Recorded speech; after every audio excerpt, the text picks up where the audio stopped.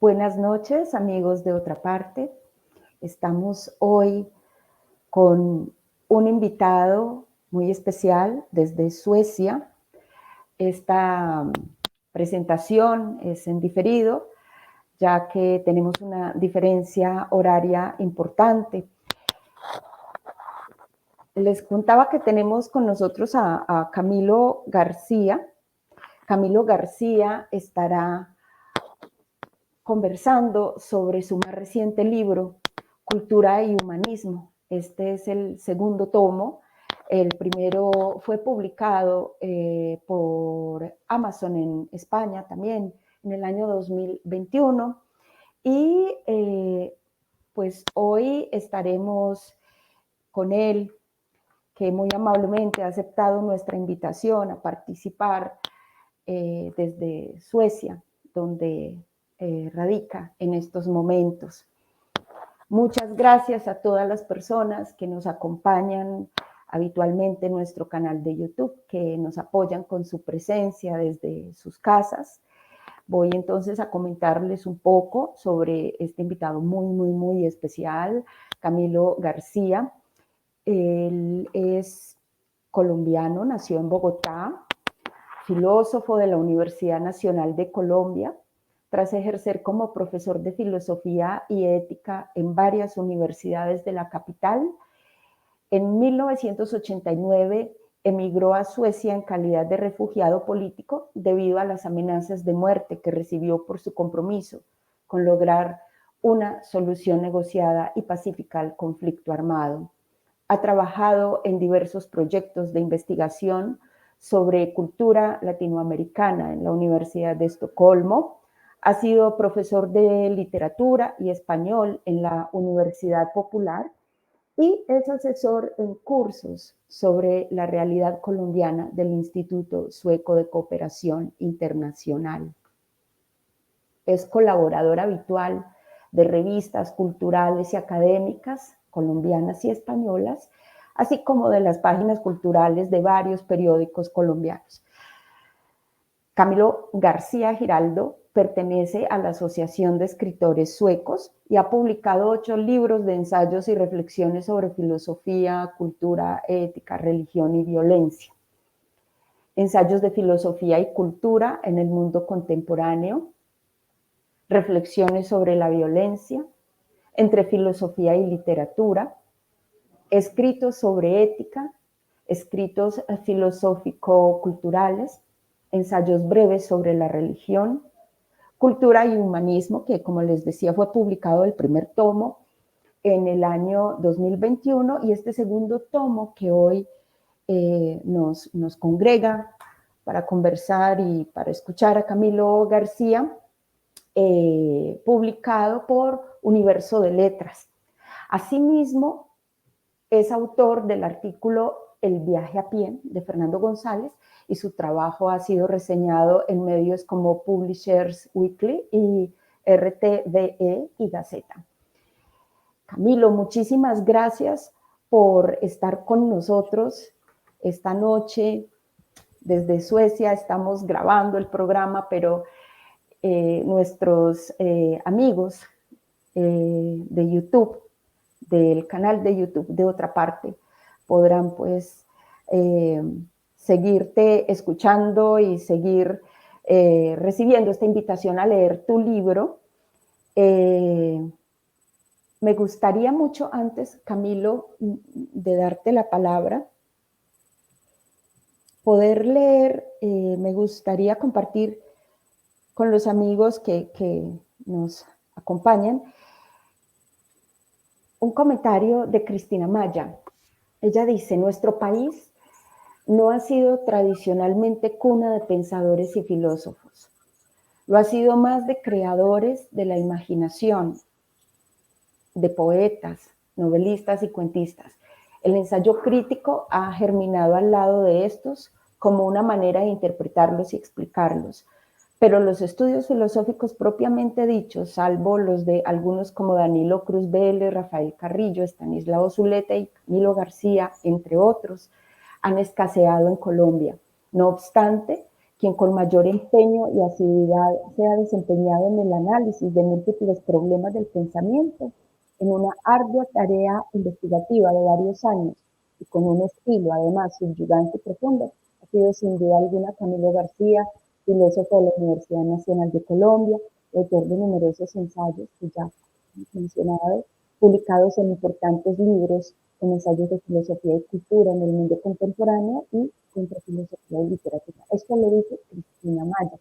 Así que Camilo, muchísimas gracias, de verdad que es un honor contar con tu presencia esta noche en nuestra casa. Bueno, muchas gracias, Lucía, por esas palabras introductorias y de presentación mías.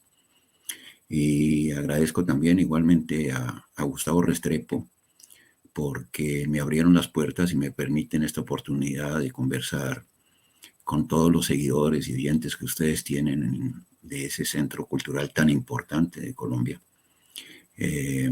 sobre mi reciente libro, Cultura y Humanismo 2, ¿no? Que, como decía Lucía, lo publiqué en España con la editorial Universo de Letras hace apenas algunos meses. Y ha sido pues el resultado de un trabajo de varios años en donde he venido escribiendo reflexiones e interpretaciones de textos y obras culturales que reúno en estos dos libros primeros de Cultura y Humanismo, y que también pienso o pretendo en el próximo futuro publicar uno o dos tomos más de esta serie, ¿no? Son alrededor de 300 ensayos y artículos que he escrito y publicado sobre esta temática cultural y filosófica. Y en este libro concretamente reúno 75 ensayos y textos sobre diversos temas,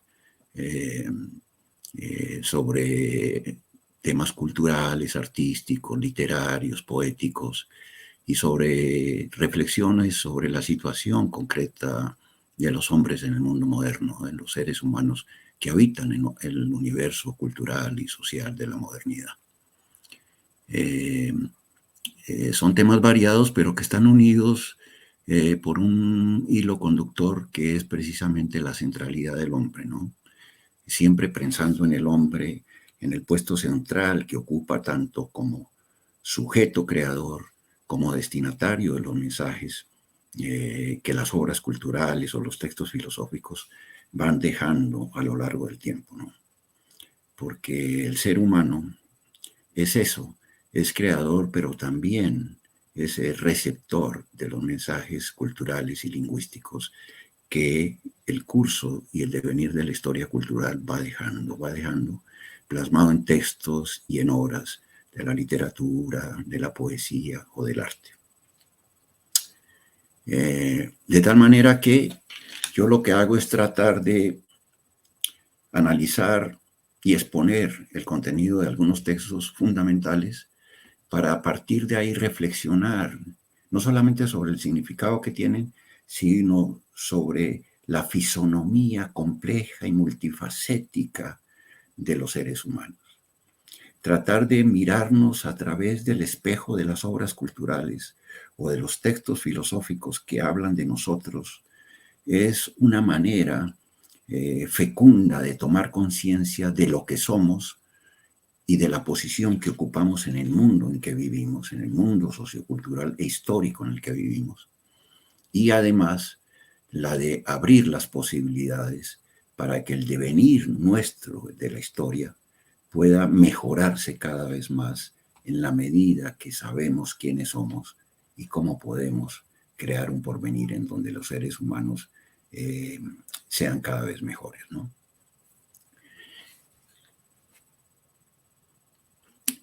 Bueno,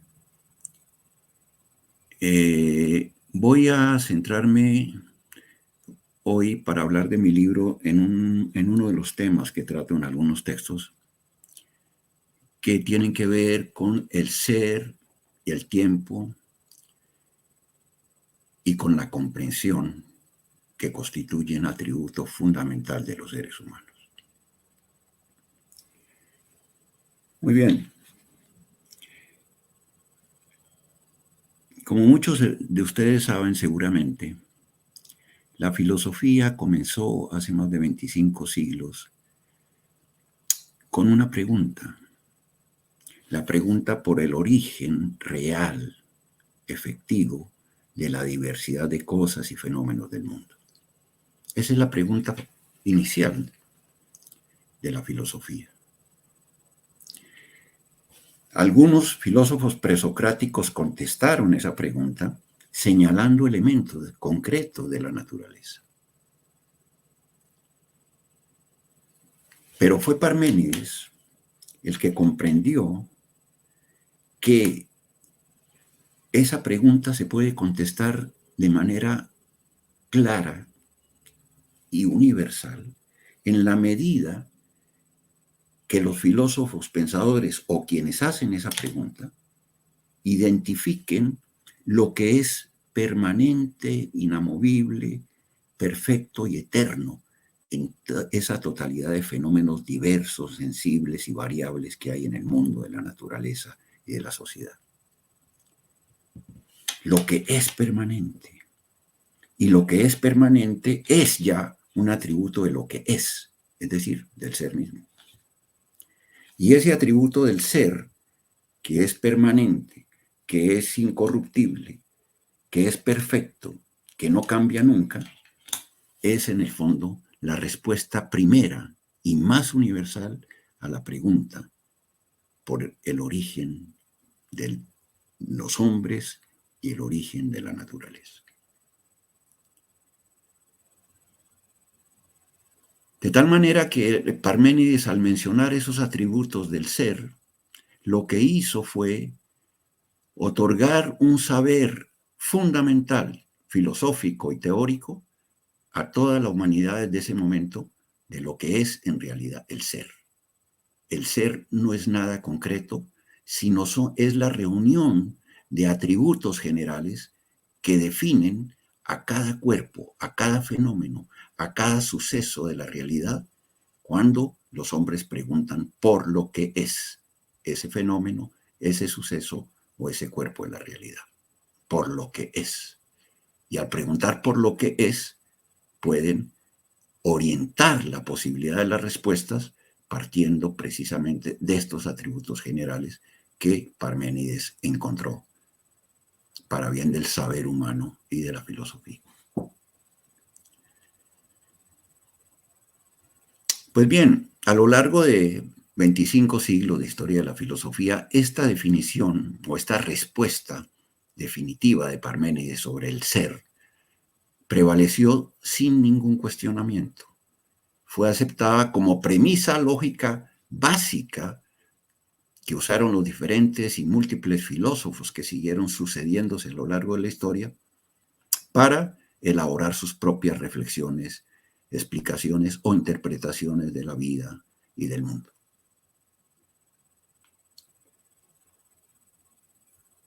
Sin embargo, Heidegger,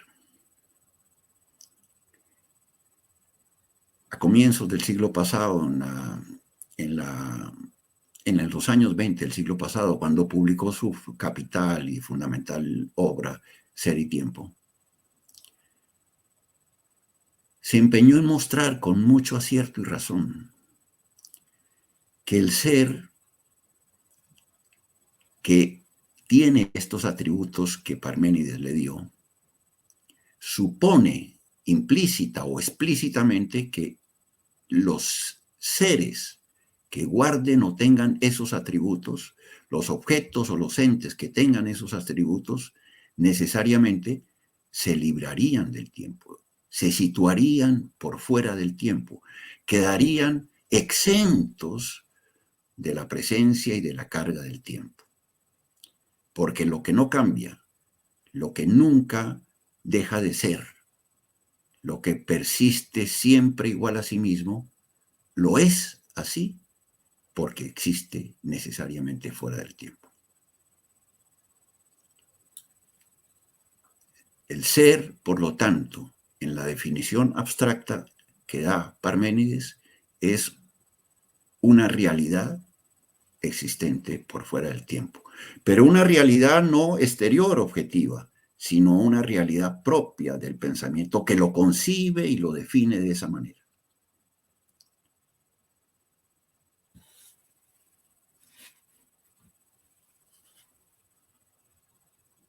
De tal manera que Heidegger se propuso mostrar de que esa definición de Parménides no era del todo válida, que era una definición que no tenía en cuenta un hecho fundamental, y es el de que cuando se pregunta por el ser del hombre, tiene que aceptarse el hecho de que el hombre es finito, es decir, es un ser mortal, es un ser para la muerte, como él lo señala. Y por lo tanto, si es finito, no puede ser eterno, permanente o perfecto. La finitud mortal del ser humano pone en cuestión la definición tradicional y abstracta del ser que dio Parménides. Y la pone en cuestión porque en el fondo, como digo, el ser humano, la existencia del ser humano, más que la de cualquier objeto de la naturaleza o de la realidad exterior, está situada en el tiempo. El ser del hombre es un ser temporal por excelencia y por definición. Somos seres en y por el tiempo. Existimos en un espacio temporal, finito y limitado.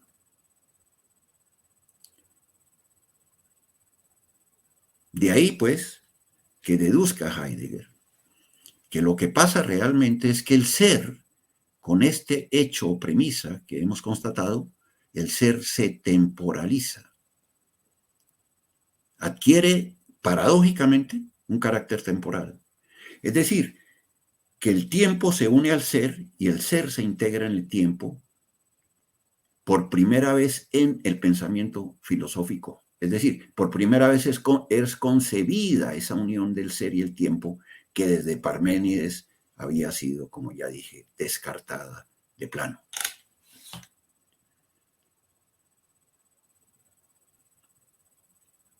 Bien, entonces,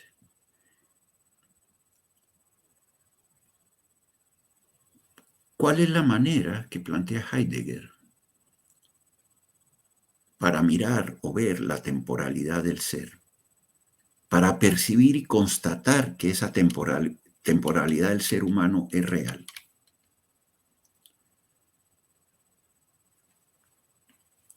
La manera que ve Heidegger es la siguiente. El ser, o la pregunta por el ser, ya no es la pregunta primordial o la pregunta actual, sino como se lo enseñó su maestro Husserl, la pregunta por el ser pasa a un segundo plano para constituirse o ser reemplazada mejor por la pregunta por el sentido del ser. Lo que abre la posibilidad del pensar filosófico es esa pregunta, por el sentido del ser. Y el sentido del ser solamente se puede abrir al pensamiento, se puede captar en la medida que comprendamos o aceptemos que ese sentido del ser es el sentido que el lenguaje abre para la persona que se pregunta, para quien establece o formula esa pregunta. Es a través del lenguaje, del uso del lenguaje poético o del lenguaje discursivo, como podemos entrar en la posibilidad de constatar, de ver o de percibir la presencia de lo que es el ser del hombre. El hombre se revela, su ser interior permanente y durable en el tiempo que dura su existencia, se revela a través del lenguaje que lo envuelve desde que nace hasta que muere, como en una casa, como la casa del ser que me señaló Heidegger, o el lenguaje que realmente usa para comunicarse con las demás personas o para comunicarse con sí mismo en ese diálogo interior que sostiene cada persona o ser humano cuando piensa, cuando reflexiona sobre algo que le ocurre o sobre algo que ve en la realidad. Son las palabras y expresiones del lenguaje, por lo tanto, las que tienen la clave para abrirnos la posibilidad de comprender el ser. Porque son esas palabras y esas expresiones las que captan y encierran el sentido de ese ser, del ser humano o del ser de las cosas del universo.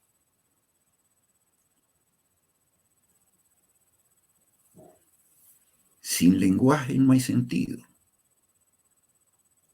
porque cada palabra, cada expresión que nombra las cosas del mundo, la diversidad de los fenómenos o los aspectos de la existencia humana, cada expresión, palabra que nombra, está cargada de sentido, tiene un determinado significado que lo transmite a esos aspectos de la existencia humana o a la diversidad de los fenómenos del mundo. Y al transmitirlo, los impregna, pero no los impregna de una manera arbitraria, sino que de alguna manera los encuentra presentes en esos fenómenos y cosas del mundo o en esos aspectos del ser del hombre para formar precisamente esa unidad. Un encuentro, dice Heidegger, difícil, porque en realidad el ser de los entes, o sea, de las cosas o de los hombres, no comparece inmediatamente a ese ser. Es decir, los entes en su diversidad real tienen un ser que no comparece, que no se permite ver o no se revela claramente a la pregunta que le hacen los hombres por él.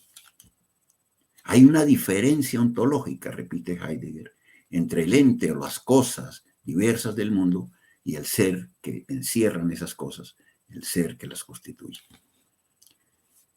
Y esa diferencia es precisamente la que da el lenguaje, el sentido de las palabras del lenguaje que nombra tanto las cosas hoy que pretende nombrar el ser de ese mundo. El ser de esas cosas del mundo, perdón. De tal manera que el sentido múltiple de las palabras impide esa comparecencia permanente, completa o perfecta. Deja abierta siempre esa comparecencia como una posibilidad de comprender o interpretar de nuevo el sentido de cada cosa o el sentido de cada acto o de cada pensamiento humano.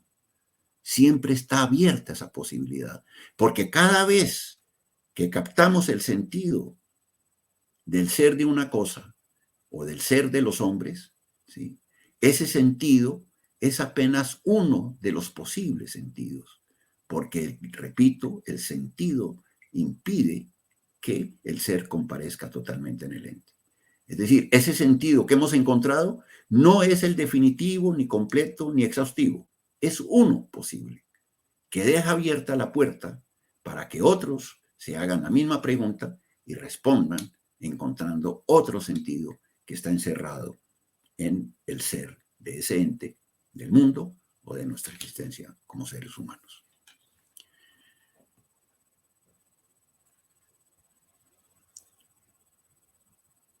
Bien.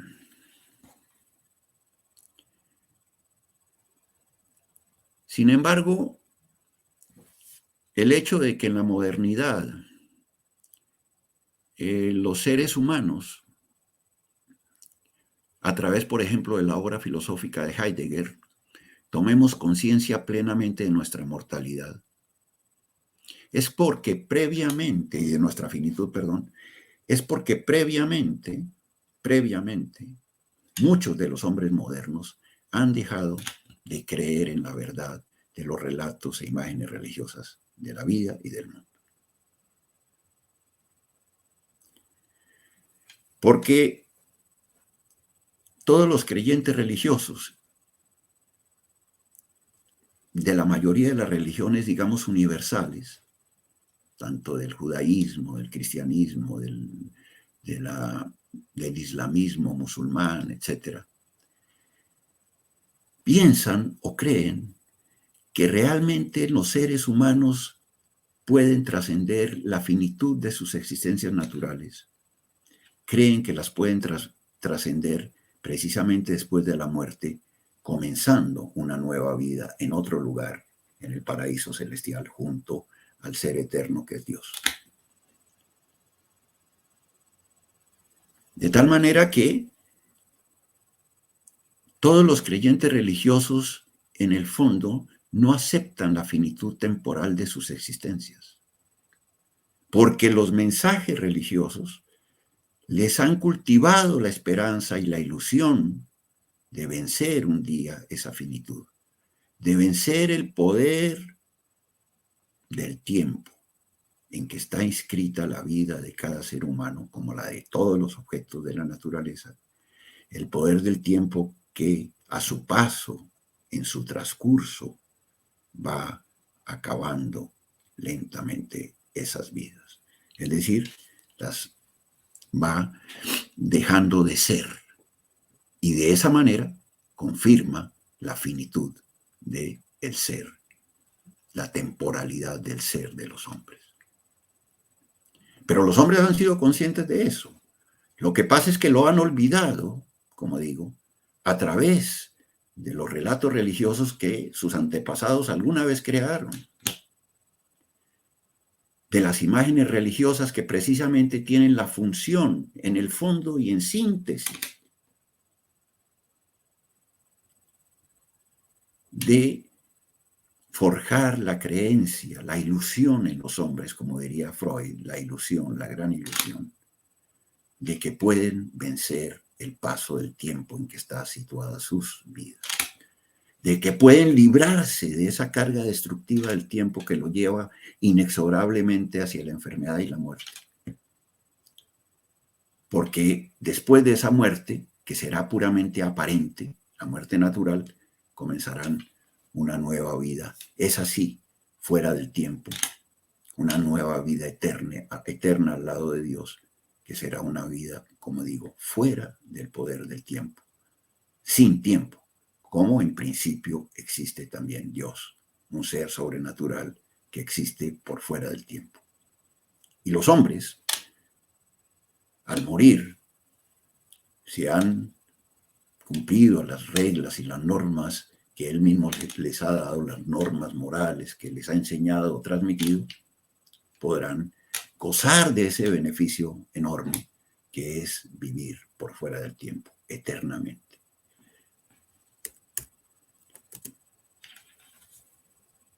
Bien, entonces el hecho fundamental es que el tiempo, el paso del tiempo en que está escrita la existencia de los hombres, es realmente un enemigo existencial fundamental, que lo percibieron y lo comprendieron desde hace muchísimos siglos los fundadores de las religiones, y que lo volvió a constatar en los tiempos modernos el gran poeta y pensador francés Charles Baudelaire, en su poema Tiempo, que hace parte de su libro famoso Las Flores del Mal. Ahí Baudelaire dice con claridad que el tiempo, el paso del tiempo es el mayor enemigo del ser humano, porque todo lo que él ha creado, vivido, lo corroe y lo lleva a su desaparición.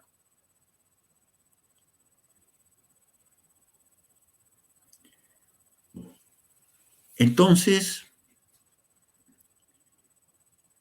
¿cómo hacer? ¿Cómo lograr la posibilidad de liberarnos del paso del tiempo? ¿Cómo lograr que los hombres modernos, que ya no creen en la existencia de dioses, que no aceptan la verdad pretendida de las imágenes y relatos religiosos, puedan lograr combatir o vencer, así sea con relativa eficacia, ese enemigo poderoso que es el tiempo, el paso del tiempo. Esa es la cuestión. Esa es la cuestión que sigue permanente a lo largo de la historia cultural de la humanidad, que vuelve a nacer con mucha fuerza y vuelve a tomar conciencia en la modernidad, gracias, entre otras cosas, a la obra de Baudelaire, ante la caída de las imágenes religiosas del mundo, que habían respondido a esa cuestión hace mucho tiempo, que habían respondido a esa cuestión. Pero hoy, al entrar en crisis esas imágenes y relatos religiosos, la cuestión vuelve a aparecer en primer plano. La pregunta vuelve a surgir de manera radical y perentoria en la existencia de los hombres. Si ya no podemos confiar en la salvación eterna, en el comienzo de una nueva vida, en el reino de los cielos, si ya no creemos en esa manera que los fundadores de la religión nos ofrecieron para salvarnos del poder destructivo del tiempo, para liberarnos de su carga corrosiva, no nos queda sino buscar otras posibilidades que sustituyan esa que nos resulta ya no adecuada, no válida. Y es la búsqueda de esas otras posibilidades las que de alguna manera abren el sentido de la existencia de los hombres modernos, ¿no? Uno de los sentidos fundamentales y universales de la existencia de los hombres modernos.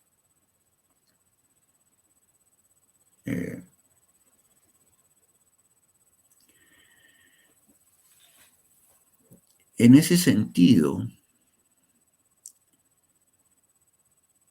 quiero mencionar aquí al gran poeta colombiano León de Greiff,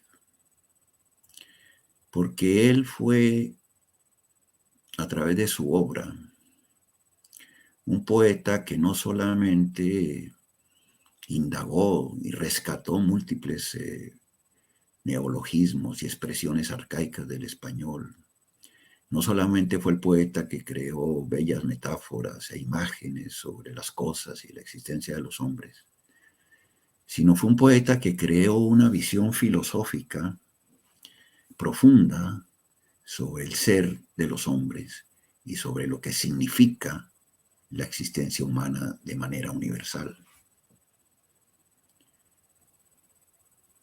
De Greiff, muy consciente de este fenómeno de la muerte de Dios, como lo expresó Nietzsche, o sea, de la caída de las imágenes y relatos religiosos del mundo para los hombres modernos, fue uno de los que estuvo convencido que ese vacío dejado por ese Dios caído se podía llenar para darle sentido de nuevo a la existencia de los hombres, se podía llenar a través de la música.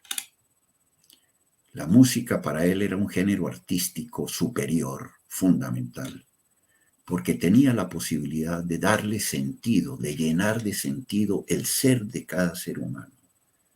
Y de esa manera sostenerlo en el curso del tiempo finito. Porque la cuestión, como ya decíamos en el comienzo, es que si Heidegger tiene razón, como efectivamente así parece, son los hombres los que tienen que encontrar el lugar y el sentido de sus existencias en el tiempo corto y finito en que duran. Y repito, de Greiff fue de los primeros, por lo menos en Colombia, en América Latina, poetas, creadores y pensadores que se dieron a la tarea de encontrar una nueva fuente de sentidos en el mundo, en el tiempo de la muerte de los dioses, en el momento y en el tiempo en que los dioses comenzaban a morir. Repito, esa respuesta que encuentra de Greiff es la música. ¿Pero por qué la música? Porque para él la música tiene el atributo fundamental de encarnar en los sonidos armoniosos, en sonidos bellamente formados y construidos, el ser de la diversidad y totalidad de las cosas y cuerpos sensibles del mundo. Los sonidos musicales tienen la capacidad de atravesar la totalidad material de los objetos del universo. Tiene la capacidad de volar, de viajar, de moverse permanentemente por el mundo, llevando el sentido que esa pieza musical tiene a cada lugar, parte del mundo en que llega, o a cada lugar o sitio habitado por los hombres. Esa capacidad de la música de traspasar las fronteras o las limitaciones puramente físicas de los objetos y cuerpos materiales, de ir más allá de nuestra presencia cotidiana, inmediata, de nuestra visión pequeña o corta de las cosas que tenemos en nuestra existencia cotidiana. Es lo que le da a la música, según de Grave, ese poder de precisamente generar la posibilidad de sentido para los hombres. Pero además, porque los hombres al crear o escuchar la música logran captar o cerciorarse interiormente de ese sentido que transporta una bella melodía, una bella pieza musical.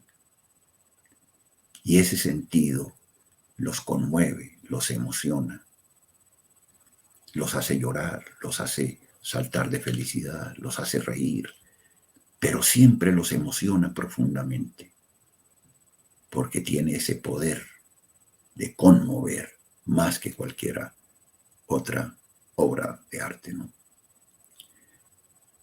Esa presencia o esa importancia de la música para de Grave también tiene su raíz en el pensamiento filosófico de Schopenhauer, ¿no?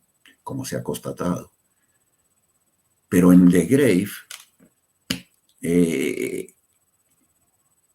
la música adquiere una fisonomía, una característica nueva. Ya no es solamente el género superior, como lo había afirmado siempre Schopenhauer, por las razones que en parte acabo de mencionar, que las compartía Schopenhauer, sino porque, dice de Grave, la capacidad de los sonidos musicales armoniosos de extenderse, de expandirse por el universo, se debe a que se mueven en la nada, o mejor, se necesita la presencia de la nada para que esos sonidos se puedan mover y puedan llegar a los seres humanos que los escuchan. La nada es el lugar del ser de la música, es el sitio donde el sentido del ser que abre la música con su belleza emotiva puede ser posible, puede abrirse paso en el mundo. ¿Por qué? Porque al escuchar sonidos melodiosos, bellos, que conmueven el alma de un ser humano, al escuchar ese ser humano esos sonidos, ¿sí?, no necesita ver nada de los objetos físicos que lo rodean. Se abstrae de la totalidad de los cuerpos materiales que están a su lado o a su alrededor. Y solamente queda atrapado en la inmaterialidad del sonido de la música, del sonido musical bello que transforma y conmueve el interior de sí mismo, es decir, su propio ser. Es gracias a esa libertad tremenda que tiene de desplazamiento de los sonidos musicales que los hombres, al captarlos, forman y conmueven y enriquecen y transforman la interioridad de su ser, es decir, su propia existencia fundamental.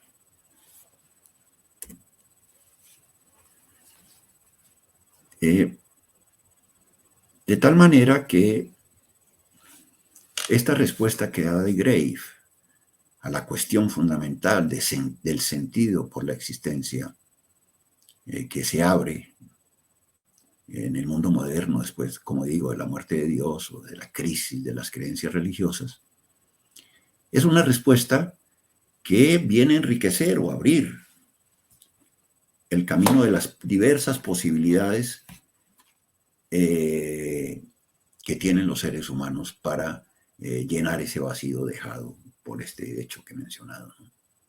Hay otras respuestas. Por ejemplo, Sartre dedicó su extensa obra compleja, El ser y la nada, a buscar una respuesta original a este vacío dejado por el Dios caído. De alguna manera, ese libro de Sartre es una de las mayores y más significativas esfuerzos filosóficos en la modernidad por responder a esa cuestión. Es muy extenso el libro de Sartre, no lo voy a exponer aquí, simplemente mencionar su asunto más significativo. Y es que Sartre se propone en ese libro probar por vía de la negación que el deseo, aspiración fundamental de los seres humanos que aprenden o saben que Dios ha muerto, que ya no creen en la existencia de un ser sobrenatural y trascendental, el deseo y la aspiración de ser como Dios, o sea, de formarse a lo largo de sus existencias como autores incondicionales de su propio ser y de su propia vida, de su propia existencia.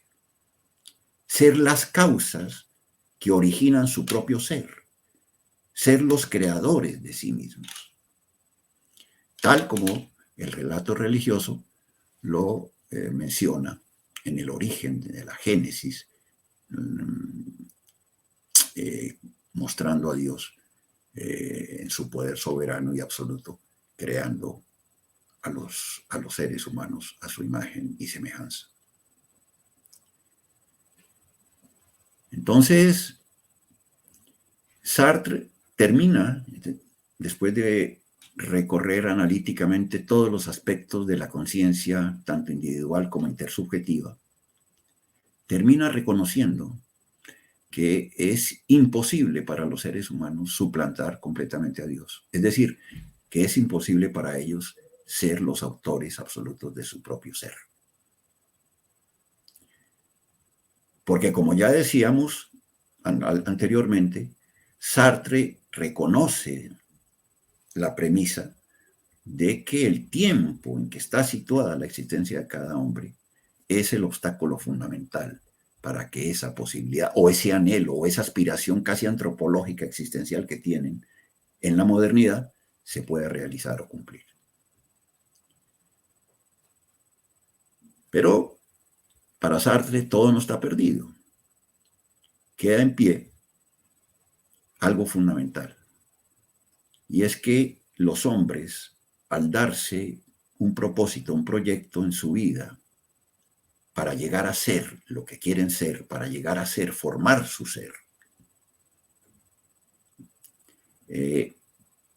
tienen la facultad o la opción de elegir entre varios proyectos o posibilidades para realizar esa vida. La capacidad o la posibilidad de elegir libremente cada proyecto que deseen para realizar su vida es el atributo fundamental que le permite al hombre salvarse de alguna manera para la existencia real.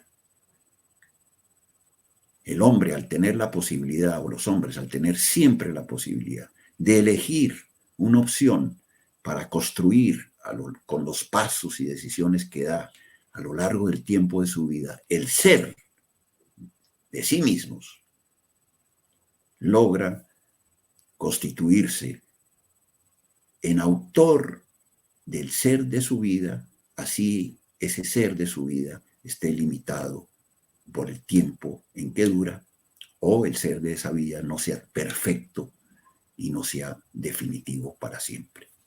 Pero el hecho de que pueda construir el ser de su vida a partir de un proyecto que libremente se da, a partir de una opción que escoge para seguir el camino de esa existencia y para forjar el ser en ese camino, le da el valor fundamental al ser humano, que justifica plenamente su existencia. Porque para Sartre, en el fondo, la existencia del ser humano no está justificada sino por eso, porque es ante todo un ser consustancialmente libre. Si Heidegger decía, en Ser y Nada, que los hombres están arrojados al mundo y condenados a morir, somos seres para la muerte, Sartre de alguna manera le replica diciendo que los seres humanos realmente están condenados a ser libres. Afirmación paradójica que no lo es tanto para Sartre, porque no pueden liberarse de la condición consustancial de ser libre. Nunca, nunca se pueden liberar de esa condición de ser libres, de elegir opciones con las cuales puedan, a lo largo de su existencia temporal y finita, formar el ser que quieren ser.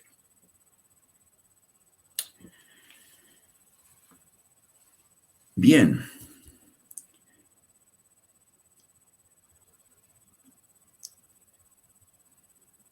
Quiero terminar este pequeño recorrido y reflexión alrededor del ser y la existencia de los hombres,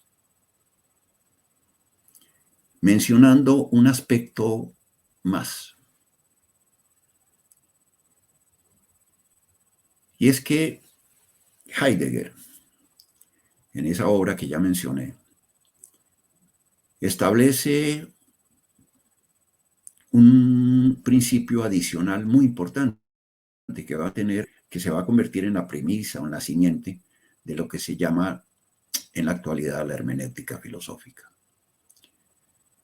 Y es que para Heidegger, los seres humanos somos seres ante todo de comprensión.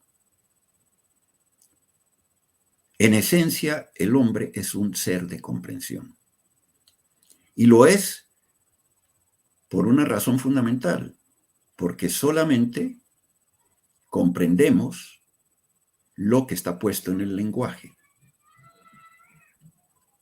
Y los hombres están creados por el lenguaje o crean el lenguaje para poder obrar y existir en el mundo, tanto en el mundo social como en el mundo de la naturaleza. Por lo tanto, para poder existir necesitamos comprender las palabras y expresiones del lenguaje, de ese mundo lingüístico que comienza a rodear nuestra existencia desde que nacemos y que afortunadamente podemos desplegar a través de la capacidad del lenguaje que tenemos inherente y naturalmente. Porque somos seres del lenguaje como una capacidad propia del ser humano que al mismo tiempo nos obliga a comprendernos a nosotros mismos o a comprender los fenómenos y cosas del mundo, pero a través del lenguaje que usamos, en más de las palabras que aprendemos de los padres, de los maestros, es decir, de todos los términos y expresiones que designan y revelan la presencia de las cosas del mundo o de los fenómenos y aspectos de nuestra realidad humana.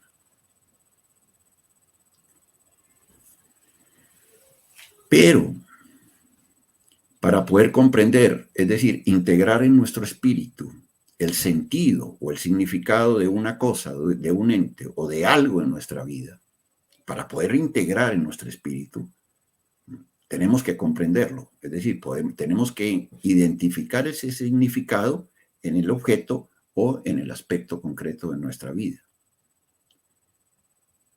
Y al poderlo identificar, lo integramos en nuestro ser, lo integramos en nuestro espíritu.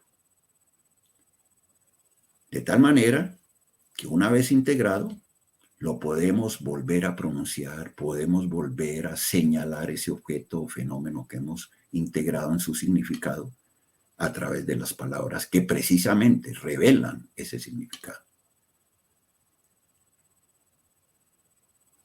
Pero Heidegger sostiene algo más importante en ese texto, y es que la temporalidad, la finitud de la existencia de cada ser humano, nuestro ser para la muerte, es la condición, aunque parezca paradójico y contradictorio, es la condición necesaria para que precisamente podamos comprender las cosas del mundo y de nuestra vida. Somos seres finitos por excelencia, y esa finitud nos garantiza la posibilidad de comprender, repito, los fenómenos, sucesos del mundo y de nuestra vida. Nos garantiza la posibilidad de comprender, en última instancia. Porque lo que es infinito, o sea, lo contrario, lo que tiene una existencia infinita, así sea hipotética, no lo podemos comprender. Porque no lo podemos abarcar o integrar en nuestro espíritu. No nos podemos integrar significativamente a ese infinito, precisamente por la finitud de nuestra existencia. Son dos elementos incompatibles. Entonces, para poder comprender, como ya digo, existen dos condiciones: la condición del lenguaje, que tenemos que aprender a usar y que realmente aprendemos a usar a lo largo de nuestro crecimiento y el curso general de nuestra vida, y por el hecho implícito, pero categórico, de nuestra finitud. Es gracias a esas dos condiciones como los seres humanos se convierten en seres de comprensión, se muestran y se revelan como seres de comprensión por excelencia. En un relato de Jorge Luis Borges, El Inmortal, el escritor argentino orienta sus pasos reflexivos en la misma dirección. Porque hay que decir que Borges, además de un extraordinario escritor con una imaginación fantástica y enorme, como ustedes saben, tenía una formación erudita también inmensa. Y en muchos de sus relatos y ficciones trató de exponer alguna tesis filosófica precisamente para que los lectores de sus relatos pudieran reflexionar o comprender mejor algo de sí mismos o del mundo.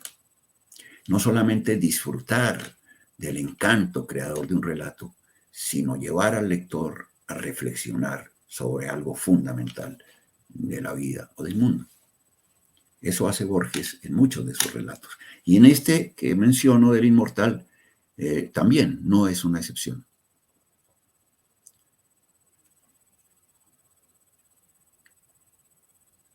En efecto, el relato es el de un tribuno romano de la antigüedad, Marco Rufo,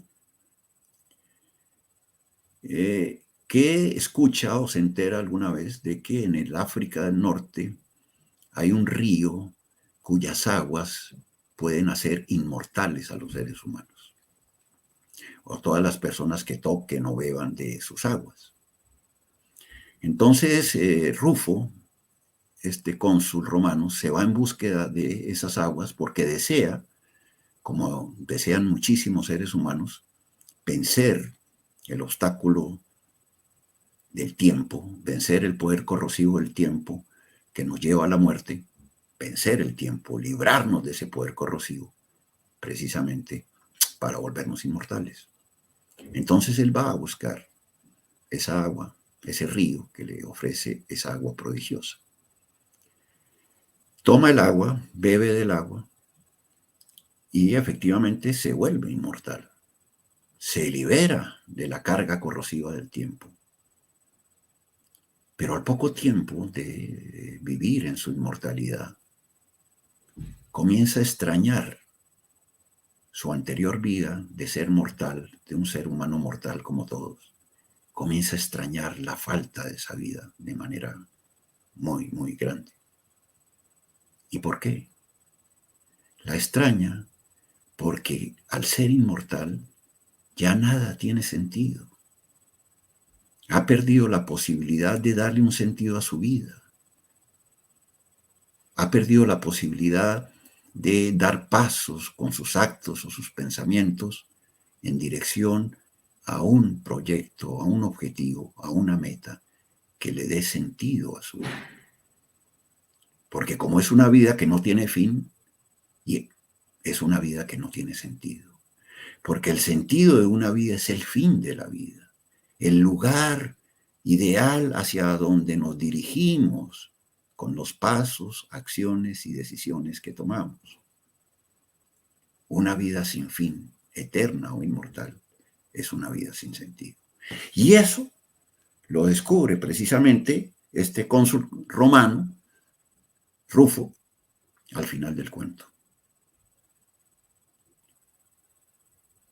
De ahí que ese anhelo aparentemente natural de inmensa mayoría de los seres humanos, anhelo alimentado, como dije al principio, por los relatos y las imágenes religiosas del mundo, de trascender el tiempo, de superar nuestra finitud, de vencer la muerte, es un anhelo que no tiene sentido, porque nos priva de lo más importante que tiene un ser humano en su existencia real, la posibilidad de darle un sentido real y efectivo a sus vidas. Y un ser humano privado de esa posibilidad es un ser humano perdido, es un ser humano que no va a poder disfrutar emotivamente ni intelectualmente de esa existencia, porque precisamente no puede encontrarle ningún sentido, ningún fin a esa existencia. Será un ser vivo, porque será inmortal, pero al mismo tiempo muerto al carecer esa vida de sentido. Bueno, con esto termino la exposición sobre mi libro. Camilo, muchísimas gracias porque realmente ha sido una hora bellísima con estas reflexiones que son tan oportunas en un tiempo, sobre todo como el que vivimos, que estamos llenos de prisas, que estamos llenos de ruido también y que nos detenemos a pensar muy poco en el ser, en esa existencia a la que tenemos que, como tú lo dices muy bien, brindarle y buscarle todo el sentido a partir de las pequeñas cosas, ¿por qué no? Y a partir de esa relación que tenemos con el lenguaje.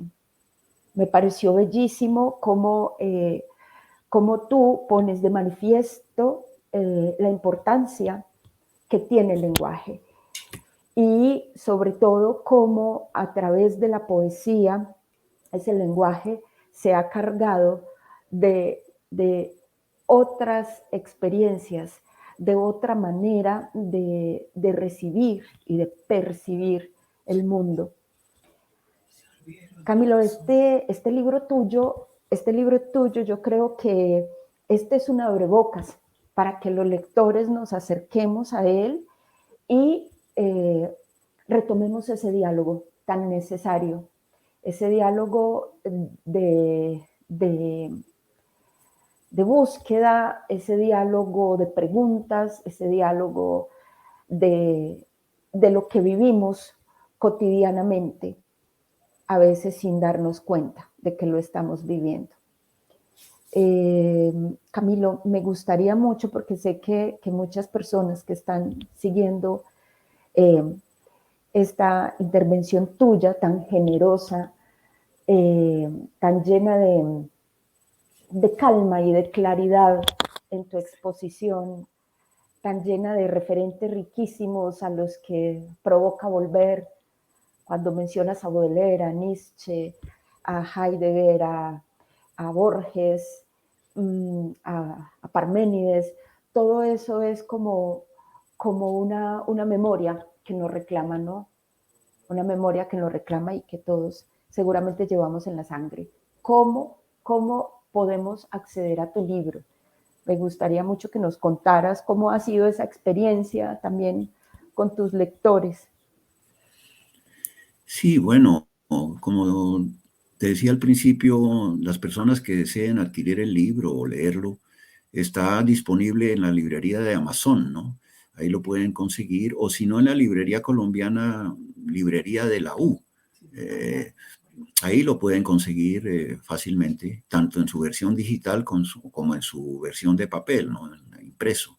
Ahí lo pueden conseguir. Y también el primero, que es Cultura y Humanismo, el primer tomo, que es como el antecedente de este segundo tomo, al que he hecho referencia ahora, ¿no? Y seguramente también tus otros libros que nos dan un contexto, porque realmente ha sido una vida dedicada al pensamiento, dedicada a la palabra y al cuidado que pensamiento y palabra nos piden, ¿no? Me parece muy hermoso, Camilo, haberte tenido con nosotros en otra parte. Estoy segura de que este es un regalo que, que nos seguiremos dando porque YouTube nos permite volver sobre las palabras de nuestros autores invitados. Eh, y por supuesto, esperando que cuando regreses a Colombia, vengas a visitarnos aquí a la casa de Fernando González Ochoa, filósofo colombiano, escritor, eh, que precisamente nunca descansó de buscar ese sentido, esa unidad que le permitiera reconocer el mundo de manera total y vivirlo y manifestarse en él, ¿no? Entonces, es muy bella, lo repito, muy oportuna esta intervención tuya. Muy bienvenido siempre, Camilo. Muchas gracias. Y a todas las personas que nos acompañan también, muchas gracias por su presencia, por su compañía. Camilo, no sé si tienes algo más para No, apuntar. no, agradecerles a ustedes también muchísimo. Ha sido una alegría enorme compartir en la casa museo otra parte, eh, la casa donde vivió gran parte de su vida y murió Fernando González, ese ilustre pensador colombiano que todos queremos. Y la labor que ustedes desempeñan ahí, tanto tú como Gustavo Restrepo, pues es encomiable y también admirable, que yo valoro muchísimo, ¿no? Y me place mucho haber estado en este espacio con ustedes y que ustedes me hayan brindado la posibilidad de hablar un poco de mi libro Cultura y Humanismo, tomo 2. Muchas gracias y hasta la próxima oportunidad. Muchas gracias a ti, Camilo, y un abrazo muy grande desde la Casa Museo Otra Parte. Muchas gracias.